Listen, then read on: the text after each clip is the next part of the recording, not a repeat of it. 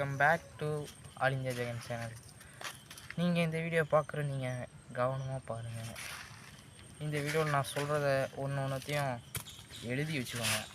ஏன்னா அப்போ தான் நான் சொல்கிறதெல்லாம் உங்களுக்கு புரியும். இப்போ வேறு தீபாவளிக்கு இன்னும் 15 நாட்கள் தான் இருக்குது, குறைவான நாட்கள் தான் இருக்குது. எல்லோரும் ட்ரெயினில் டிக்கெட் போடலாமா பஸ்ஸில் டிக்கெட் போடலாமான்னு பார்ப்பீங்க. ட்ரெயின்லலாம் டிக்கெட்டு கிடைக்கிது ரொம்ப ரேரு. ஏன்னா வெயிட்டிங் லிஸ்ட்டு 100-150ன்னு இருக்கும். எப்படி இருந்தாலும் உங்களுக்கு டிக்கெட்டு கன்ஃபார்ம் ஆக வாய்ப்பே இல்லை. அதுவும் தக்கலில் புக் பண்ணால் முக்கியமான ஒரு அறிவிப்பை இந்தியன் கவர்மெண்ட் வெளியிட்ருக்காங்க.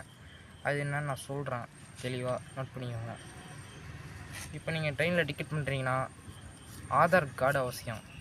அதுவும் நம்ம ரயில்வே துறை அமைச்சர் அஸ்வினி வைஷ்ணவ் கொண்டு வந்திருக்காங்க. ஆதார் கார்டு லிங்க் பண்ணால் தான் நம்மளுக்கு தக்கல் டிக்கெட்டு கன்ஃபார்ம் ஆகிறதுக்கான 100% வாய்ப்பு இருக்குது. இல்லைனா டிக்கெட்டு கிடைக்காது. அதையும் பார்த்துவாங்க.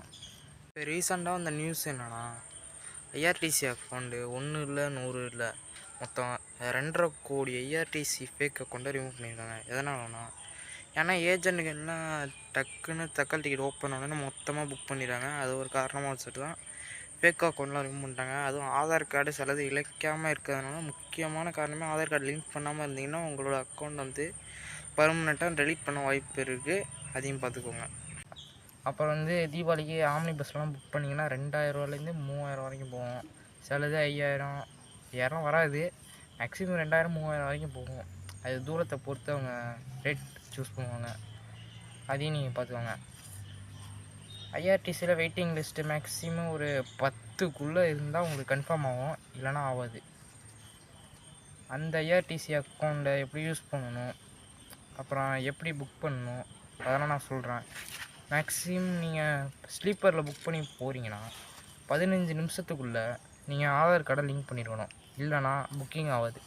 அது முக்கியமான ரீசன் ஒன்று, அதை பார்த்துக்கோங்க.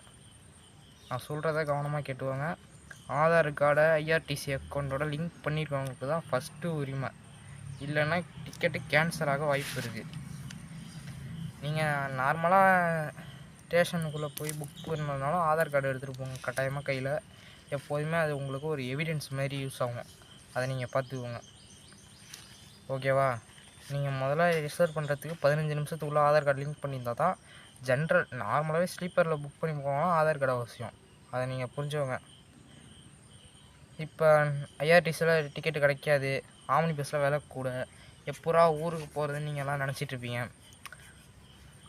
அதை பற்றி நான் உங்களுக்கு டீட்டெயிலாக சொல்கிறேன். வாங்க அப்படியே வீடியோக்குள்ளே போகலாம்.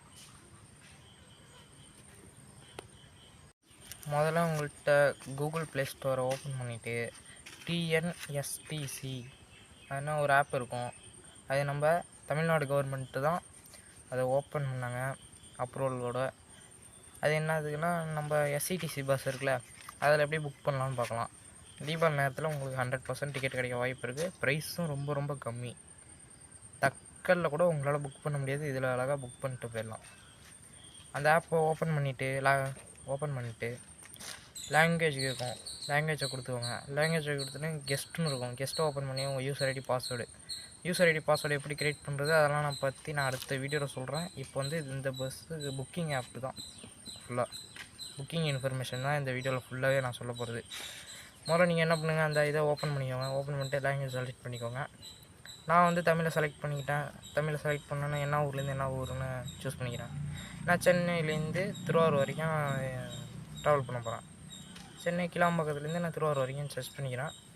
பஸ்ஸு ஏகப்பட்ட பஸ் இருக்குது. நான் வந்து ஏசி பஸ்ஸை பார்க்குறேன், டிக்கெட்டு ஃபுல்லாக இருக்குது. சரி சீட்டரில் போயிடலான்னு சீட்டர் புக் பண்ணுறேன். ஒரு சீட்டை செலக்ட் பண்ணிக்கிட்டு அடுத்து என்ன பண்ணுறேன்னா நெக்ஸ்ட்டு கொடுத்துருங்க.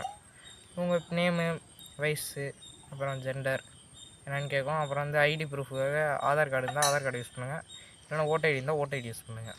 உங்கள்கிட்ட டிரைவிங் லைசன்ஸு, பாஸ்போர்ட்டு அதேமாரி இருந்தாலும் நீங்கள் யூஸ் பண்ணலாம், ஒரு பிரச்சனையுமே உங்களுக்கு இருக்காது, ஓகேவா? நீங்கள் அதெல்லாம் கொடுத்துட்டு செலக்ட் கொடுத்துக்கோங்க. அப்புறம் வந்து கேஷ் வந்து எப்படி பே பண்ணுறீங்க அதெல்லாம் பற்றி பார்க்கலாம். கேஷ் வந்து யூபிஐ மூலமாக பயன்படுத்திக்கலாம், ஒரு பிரச்சனையும் இல்லை. நீங்கள் கேஷு யூபிஐ மூலமாக கொடுத்துட்டிங்கன்னா மேலே வந்து 2 அக்கௌண்ட் காமிக்கும், லெஃப்ட் சைடில் ரைட் சைடில். லெஃப்ட் சைடில் வந்து நம்ம டீட்டெயில் காமிக்கும், ரைட் சைடில் வந்து யாருக்கு கவர்மெண்ட்டுக்கு அந்த அக்கௌண்ட்டு யார் வச்சுருக்காலோ அவங்க டிக்கெட் புக் பண்ணுறதுக்கு அவங்களுக்கு அக்கௌண்ட் காமிக்கும். அது ஒரு பிரச்சனையும் இருக்காது. அதை பார்த்துக்கலாம். கீழே வந்து டோட்டல் அமௌண்ட்னு இருக்கும். அதை கிளிக் பண்ணி பார்த்தீங்கன்னா எது எதுக்கு ஜிஎஸ்டி எல்லாமே அதில் லிஸ்ட்டு ஃபுல்லாகவே இருக்கும். அதில் நீங்கள் பார்த்து தெரிஞ்சுக்கலாம் எவ்வளோ. எனக்கு வந்து டிக்கெட் வந்து ஒரு 250 300 தான் ஆணுச்சு. ஓகேவா, நீங்கள் அதுக்குள்ளே போய்க்கோங்க. நெக்ஸ்ட் விடுங்க. பேமெண்ட் வந்து ஜிபே இருந்தால் ஜிபே கீழே காமிக்கும். ஜிபே ஐடி இருந்தீங்களா, அதை நீங்கள் சர்ச் பண்ணி நீங்கள் செக் பண்ணிங்கன்னா உங்கள் அக்கௌண்ட் உண்மையாலாம் இருக்கா இல்லையான்னு அதுக்கு ப்ரூஃப் பண்ணிக்கும்.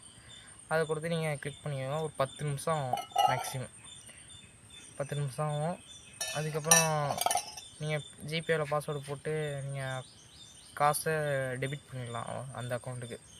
அதுக்கப்புறம் உங்களுக்கு ஒரு மெசேஜ் வரும். அதில் வந்து பஸ் நம்பரு, கண்டக்டர் நம்பரு, நீங்கள் எந்த சீட் புக் பண்ணியிருக்கீங்க அதெல்லாம் உங்களுக்கு இமெயிலையும் மெசேஜ் வரும், நார்மல் மெசேஜும் உங்களுக்கு வரும். அதில் போய்ட்டு நீங்கள் வந்து கண்டக்டர் நம்பரை ஃபோன் வச்சு பஸ்ஸு எந்த இடத்துல வந்துட்டுருக்குன்னு பார்த்துக்கலாம். எக்ஸ்ட்ரா லொக்கேஷன் கேட்டுக்கலாம்.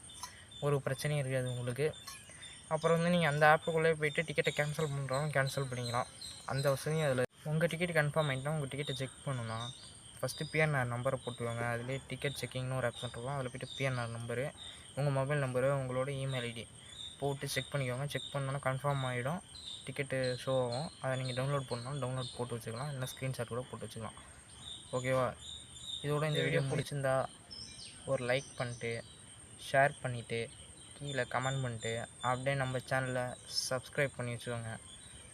அப்போ தான் நான் போடுற வீடியோ உங்களுக்கு வரும். அது மட்டும் இல்லாமல் ஆல்னு ஒரு பட்டன் இருக்கும் சப்ஸ்கிரைப் பக்கத்துலேயே, அதை கிளிக் பண்ணி ஆல் நோட்டிஃபிகேஷன் கொடுத்து வச்சுக்கோங்க. அப்போ தான் நான் போடுற வீடியோ புதுசாக இருந்தால் உங்களுக்கு அப்பப்போ அப்டேட் ஆகும். இதோட இந்த வீடியோ முடியுது.